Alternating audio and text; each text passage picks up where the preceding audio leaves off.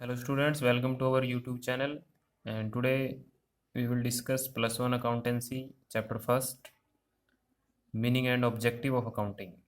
ये हमारा second lecture है और फर्स्ट लेक्चर में हम अकाउंटिंग की नीड्स, मीनिंग एंड करेक्टरिस्टिक्स के बारे में पढ़ चुके हैं कि हमें अकाउंटिंग की ज़रूरत क्यों पड़ती है। एक बिजनेसमैन बिजनेस करता है, उसको प्रॉफिट और लॉस का पता होना चाहिए, उसे किससे कितना रुपया लेना है, किसको कितना रुपया देना है, उसकी कितनी परचेज है, उसकी कितनी सेल है। ये सब हम फर्स्ट लेक्चर में डिस्कस कर चुके हैं मीनिंग एंड करेक्टरिस्टिक्स में। आज हम डिस्कस करने वाले हैं objective of accounting. Main objectives और यूटिलिटी ऑफ अकाउंटिंग्स की बात करें तो सबसे पहले जो ऑब्जेक्टिव बनता है अकाउंटिंग का वो बनता है to keep systematic record of business transactions. ये मेन ऑब्जेक्टिव है एंड इस ऑब्जेक्टिव में मेनली जितनी भी बिजनेस ट्रांजेक्शन्स होती है, बिजनेस ट्रांजेक्शन्स मीन्स जो बिजनेस में हम परचेज करते हैं, सेल करते हैं, उन सब का एक स्पेसिफाइड रूल के अकॉर्डिंग प्रॉपर तरीके से सिस्टमेटिक रिकॉर्ड रखा जाता है, वो अकाउंटिंग का मेन ऑब्जेक्टिव बनता है first. Second objective is to calculate profit और loss. The second main objective of accounting is to ascertain the net profit और net loss suffered on account of business transaction during a particular period. यानी कि साल के दौरान business में हम जो परचेज सेल करते हैं उससे हमें कितना प्रॉफिट हुआ, कितना लॉस हुआ, वो हम अकाउंटिंग से कैलकुलेट करते हैं और ये सेकंड मेन ऑब्जेक्टिव बन जाता है। एंड इसमें हमें ये पता लगता है कि हमने ड्यूरिंग द ईयर कितना परचेज किया माल, किससे कितना खरीदा, किसको कितना माल बेचा, कितने रुपए का खरीदा था, कितने रुपए का बेच दिया, उससे हमें प्रॉफिट हुआ, लॉस हुआ, हम ग्रो कर रहे हैं या लॉस में चल रहे हैं। ये सब इन्फॉर्मेशन हमें अकाउंटिंग से मिलती है। नेक्स्ट हमारा ऑब्जेक्टिव बनता है to know the exact reason leading to net profit और नेट लॉस। यहाँ से हमें अकाउंटिंग का जो मेन ऑब्जेक्टिव या यूटिलिटी की बात करें, ये थर्ड मेन यहाँ हमें ये पता लग जाता है कि जो हमारे प्रॉफिट या लॉस रहे हैं उनके क्या रीज़न रहे हैं। अगर हमें ज़्यादा प्रॉफिट हुआ है तो उसके पीछे क्या रीज़न है, अगर लॉस में जा रहे हैं तो उसके पीछे हमारे खर्चे ज़्यादा हैं, कॉस्ट हमारी ज़्यादा आ रही है, तो उसका हमें पता इससे लग जाता है। Next one, the ascertain the financial position of business. ये मेन ऑब्जेक्टिव के अंदर एक बिजनेसमैन को ये पता लगता है कि जो हमारी फाइनेंशियल पोजीशन है, हमारे बिजनेस की फाइनेंशियल पोजीशन है, वो कैसी है। मींस फाइनेंशियल पोजीशन में हमें ये पता लग जाता है कि हमारे पास कितनी एसेट्स है, कितनी लाइबिलिटीज़ है, किससे कितना रुपया लेना है, किसको कितना रुपया देना है। How much the business has to pay to creditors, how much the business has to recover from debtors, how much the business has in the form of cash, bank balance, stock, fixed assets. ये सारी information हमें हमारी financial position से available हो जाती है। Next हमारा आता है to ascertain the progress of business from year to year. जब हम ईयर टू ईयर हमारे अकाउंट्स मेंटेन करते हैं, प्रॉपर रिकॉर्ड रखते हैं बिजनेस के, proper year to year trading profit and loss account और बैलेंस शीट हम बनाते हैं, तो उससे हमें हमारी ईयर टू ईयर प्रोग्रेस पता लग जाती है। यानी हमें ये पता लग जाता है कि हम ग्रो कर रहे हैं या डाउन में चल रहे हैं। Next one, to prevent and detect errors and frauds. अब हम सिस्टमेटिक तरीके से प्रॉपर रिकॉर्ड मेंटेन करके चल रहे हैं तो किसी भी तरह की कोई एरर या फ्रॉड होने की भी संभावना नहीं रहती, तो उससे भी हमारा इसमें बचाव हो जाता है। क्योंकि ओरली सब चीज़ें याद नहीं रखी जा सकती। अगर ओरली आप बिजनेस ट्रांजेक्शन्स को याद कितना रख सकते हैं वो मुश्किल होता है। तो इसलिए अगर आप प्रॉपर तरीके से, प्रॉपर रूल्स के अकॉर्डिंग सिस्टमेटिक तरीके से अगर आपने रिकॉर्ड मेंटेन किए हैं तो एरर्स और फ्रॉड्स की कम से कम संभावना रह जाती है। Last, to provide information to various parties. अब बिजनेसमैन अकेला बिजनेस से रिलेट नहीं होता, बहुत सी ऐसी पार्टीज होती है जो बिजनेस से रिलेटेड होती है और वो बिजनेस से रिलेटेड इंफॉर्मेशन को रिसीव करना चाहती है, तो वो सारी इन्फॉर्मेशन अकाउंटिंग उनको प्रोवाइड कराने का काम करता है।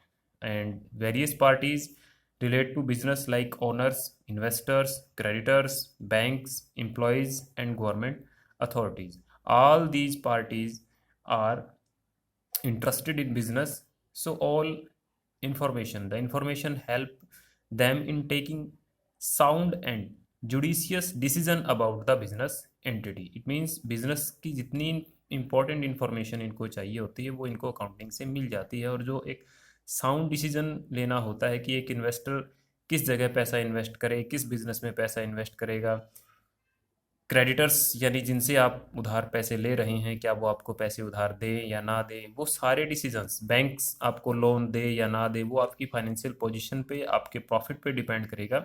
अगर आपने अच्छा प्रॉफिट अर्न किया है, आपकी फाइनेंशियल पोजीशन अच्छी है और आपका बिजनेस अच्छा ग्रो कर रहा है, देन बैंक आपको लोन भी देगा, क्रेडिटर्स आपको पैसे भी उधार देंगे, इन्वेस्टर आपके बिजनेस में पैसा इन्वेस्ट भी करेंगे, क्योंकि उनको इन फ्यूचर अच्छा रिटर्न मिलने की संभावना बनी रहती है। एम्प्लॉयज़ भी ये चाहते हैं कि उनको ऐसी इन्फॉर्मेशन बिजनेस की मिलती रहे जिससे कि उनको पता लगता रहे कि वो उनकी उनकी जो जॉब है वो सेफ़ है, उनको टाइम टू टाइम बोनस और सैलरी मिलती रहेंगी। तो वो सारी इन्फॉर्मेशन अकाउंटिंग उनको प्रोवाइड करवाता है। इसी तरह से गवर्नमेंट अथॉरिटीज़, गवर्नमेंट का काम होता है सब्सिडीज़ वगैरह देना, टैक्स लगाना, तो वो सारी लीगल फॉर्मेलिटीज़ गवर्नमेंट्स जो पूरी करनी होती है, वो सारी इन्फॉर्मेशन अकाउंटिंग उनको प्रोवाइड करवाती है। तो ये मेन 7 ऑब्जेक्टिव्स और यूटिलिटी है अकाउंटिंग की, जिन्हें आप राइट नोट करेंगे और अच्छे से लर्न करेंगे। नेक्स्ट हम पढ़ते हैं major function of accounting. Major function of accounting की बात करें तो इसमें सबसे पहला आता है आपका maintaining complete and systematic records. ये हम पहले भी इसके बारे में डिस्कस कर चुके हैं। मेन फंक्शन है ये। सबसे पहले फंक्शन ये होता है कि हम बिजनेस में जितनी भी ट्रांजेक्शन्स करते हैं, बिजनेस ट्रांजेक्शन जितनी भी होती हैं, उनका एक कंप्लीट और सिस्टमेटिक रिकॉर्ड अकाउंटिंग में रखा जाता है। Next, communicating the financial results to various parties. ये पॉइंट भी हमने अभी डिस्कस किया था। अब फाइनेंशियल जो रिजल्ट होते हैं, financial result means net profit या लॉस,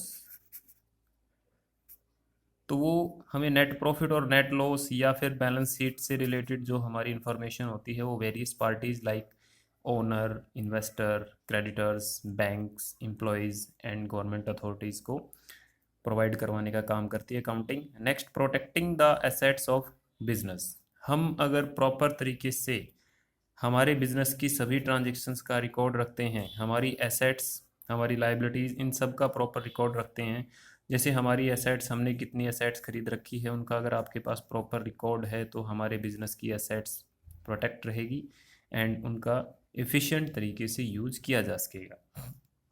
नेक्स्ट वन आता है providing assistance of management. Providing assistance of management means हमारे जो बिजनेस के अंदर जितनी भी ट्रांजेक्शन्स होती हैं वो मैनेजमेंट के लिए काफ़ी इम्पोर्टेंट होती है। तो अकाउंटिंग प्रोवाइड करवाता है उन इन्फॉर्मेशन को मैनेजर्स को, एंड मैनेजर्स जो होते हैं वो प्लानिंग और कंट्रोलिंग और डिसीजन मेकिंग से रिलेटेड जो भी उनको डिसीजन लेना होता है वो सारे अकाउंटिंग इन्फॉर्मेशन के बेस पे लेते हैं। ट्रस्टीशिप का भी काम करती है accounting. Trusteeship means in case of company में क्या होता है, the management is interested with the task of controlling the resources of enterprises. जो हमारे पास रिसोर्सेज हैं इंटरप्राइजेज के अंदर, कंपनी के अंदर, तो हम ये मान के चलते हैं कि हमारे रिसोर्सेज का बेस्ट यूटिलाइजेशन हो, अच्छे से उनका यूज़ किया जाए। तो मैनेजमेंट ये एक्सपेक्ट करके चलती है एज ए ट्रस्टी कि जो हमारी अकाउंटिंग है वो एज ए ट्रस्टी इसका काम करेगी।